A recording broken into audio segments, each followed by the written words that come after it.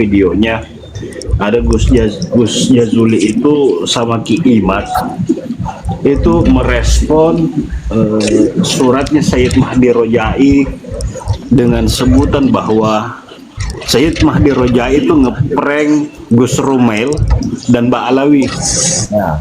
Sempat ngomong begitu, tapi setelah ada yang langsung dalam bentuk lisan beliau dalam bentuk video, kok Ki Imad saya lihat malah apa ya, dia seenaknya betul langsung melucuti kepakarannya ulama ahli nasab internasional dengan sebutan tidak fakih. Jadi saya di sini melihat ada dalam menilai Sayyid Mahdi Rojai ini tidak konsisten. Tadinya dianggap beliau itu ngeprank, kok habis itu langsung dilucuti kepakarannya, itu gimana sih maksudnya? Kan begini deh, Said Mahdi Rojai itu kan oleh banyak orang, baik itu di kalangan Habib sendiri, di kalangan masyarakat, itu sebagai seorang khatam. Nah, hanya dalam mengisbatkan nasab, dalam pengisbatan itu kan harus ada argumentasinya. Nah, kemudian di dalam suratnya itu kan tidak ada argumentasi. Gitu loh. Nah, kemudian ketika muncul video yang baru itu, justru itu menunjukkan bahwa yang diklaim selama ini akan ke Masya Allah ya, kebesaran atau kehebatan beliau dalam atau kepakaran beliau dalam nasab itu justru tidak sesuai dengan klaim yang selama ini diaku-aku. Artinya begini, ketika Said Mahdi Rojai buat nasab Ba'lawi dengan dalil, dengan hujah, syuhra, dan istifadah itu bertentangan dengan kaidah yang beliau sampaikan sendiri dalam kitabnya. Karena dalam kitab beliau yang namanya itu Al-Mu'tadin min Al-Abi Thalib itu ketika membahas itu disyaratkan harus di seluruh generasi, di jami'il adiyal. Syuhra dan istifadah itu berada pada seluruh generasi. Artinya tidak cukup ketika kesyuhrohan Ba'lawi sebagai keturunan Rasul 200 tahun sebelumnya dari sekarang itu, atau 300 tahun dari sekarang, nggak cukup. Kenapa? Karena tadi syuhra dan istifadahnya itu harus di seluruh generasi. Artinya dari generasinya Ubaidillah di masa itu sampai pada saat ini, zaman sekarang, itu sudah masyhur mustafid bahwa mereka ini adalah keturunan Rasulullah Shallallahu Alaihi Wasallam. Buktinya kan tidak.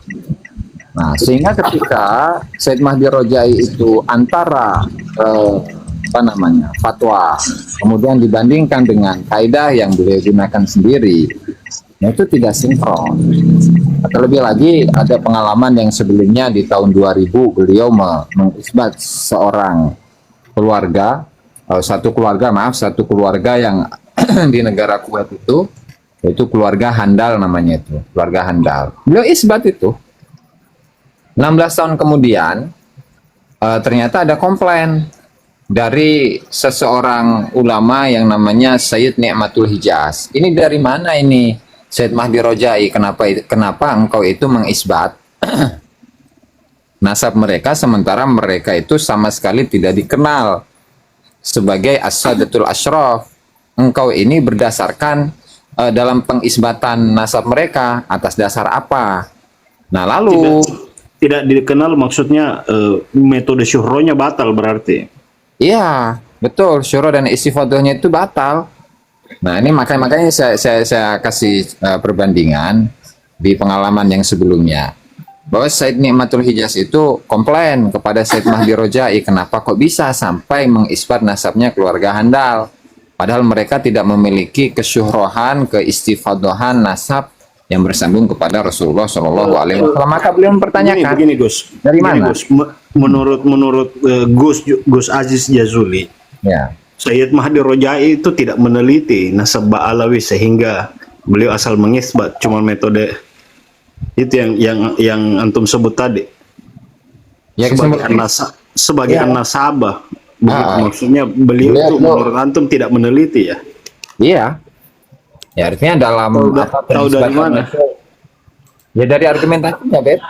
dari uraiannya, pemaparannya, argumentasinya, kan beliau menyebutkan diantaranya kan bahwa di masanya Ubaidillah itu kondisi perang, kondisi ini dan seterusnya sehingga tidak tercatat. Padahal di masa yang sama bahkan sebelumnya, bahkan orang yang melakukan peperangan di masa itu, di masanya Ubaidillah bahkan sebelumnya, itu nasabnya Begini loh, saya tidak bermaksud mau bantah-bantahan sama Gus Aziz Jazuli, tapi dalam videonya itu kan ada beliau umpamakan juga mengenai anak cucunya Zaid bin Ali Zainal Abidin yang ada dari anaknya itu yang kelahirannya itu disembunyikan. Nah, nanti beberapa ratus tahun kemudian baru tercatat karena selama ini disembunyikan, ya terkait juga ada intrik politik di zaman Abbasiyah waktu itu.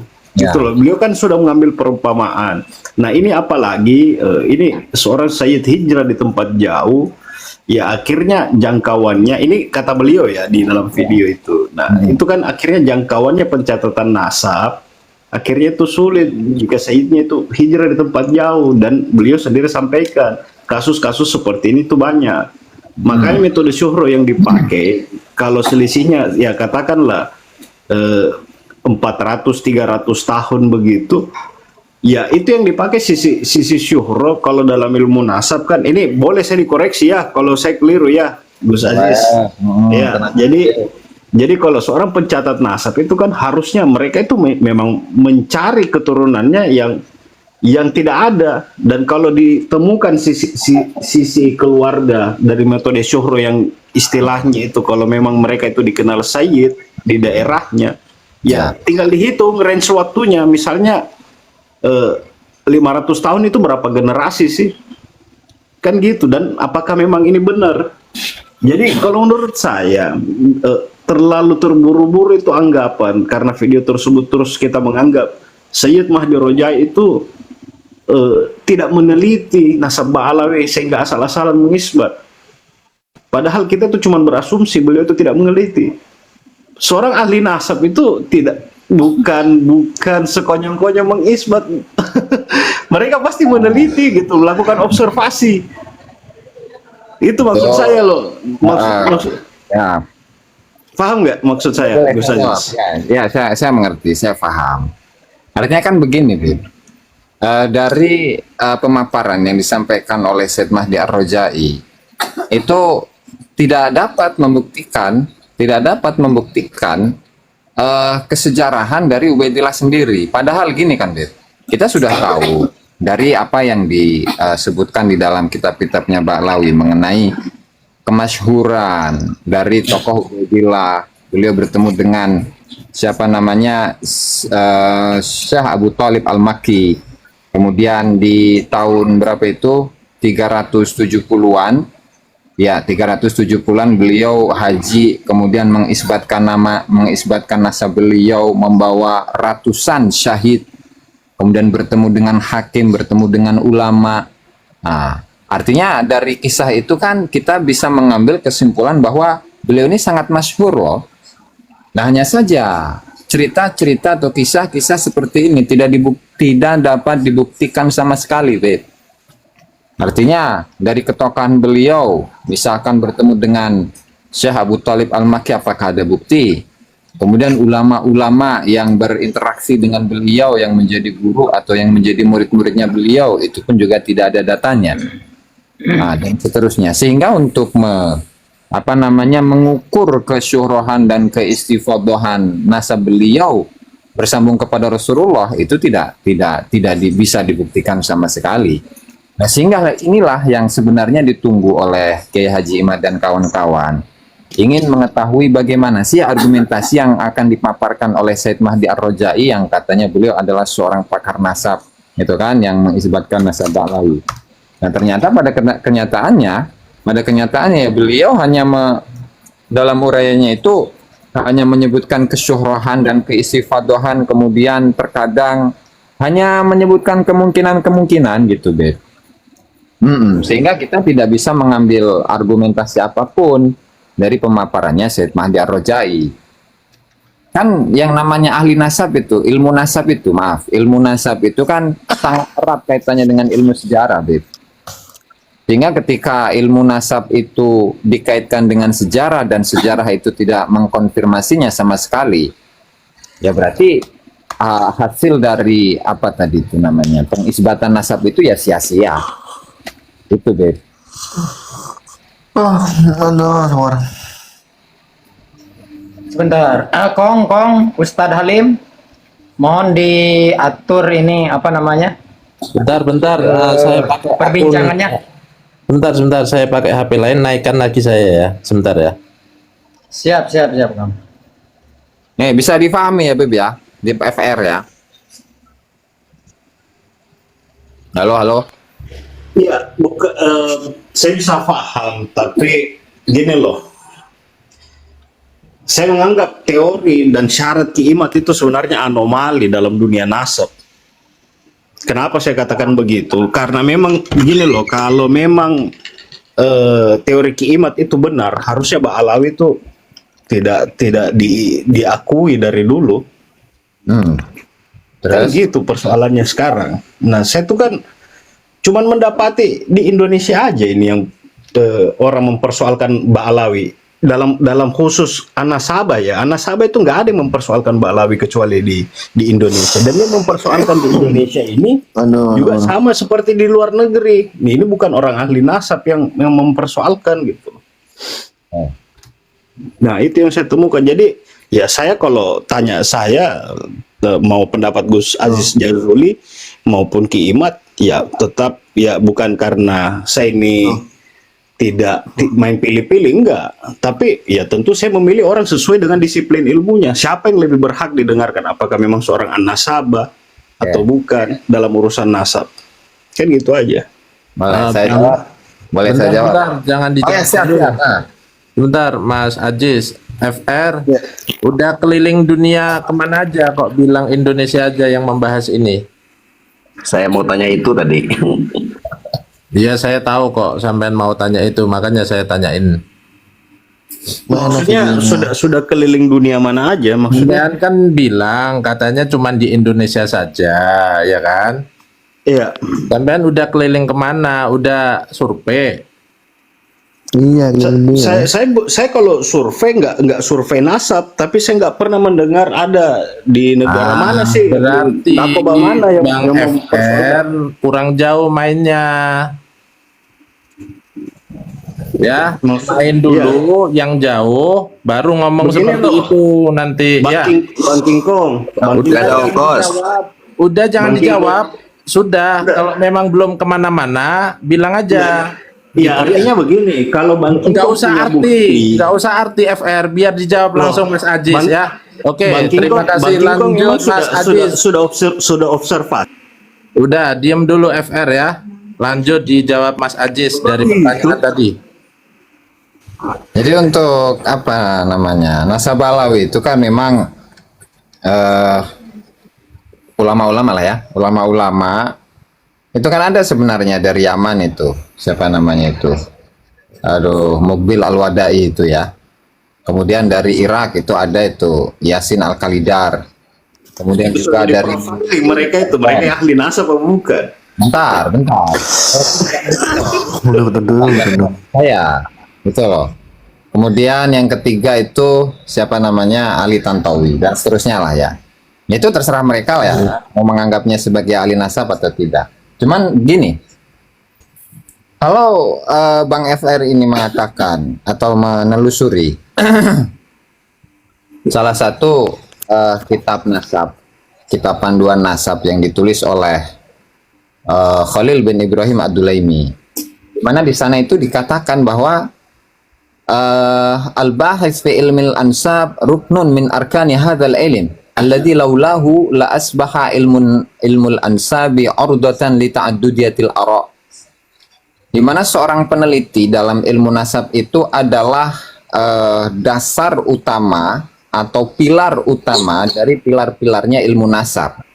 Jika bukan karena seorang peneliti, maka ilmu nasab itu hanya akan menjadi perbedaan pendapat saja. Sementara yang namanya nasab itu kan pasti jelas. Kalau anaknya fulan ya iya, kalau bukan ya bukan, kan gitu. Sehingga ilmu nasab itu seperti ilmu yang lainnya.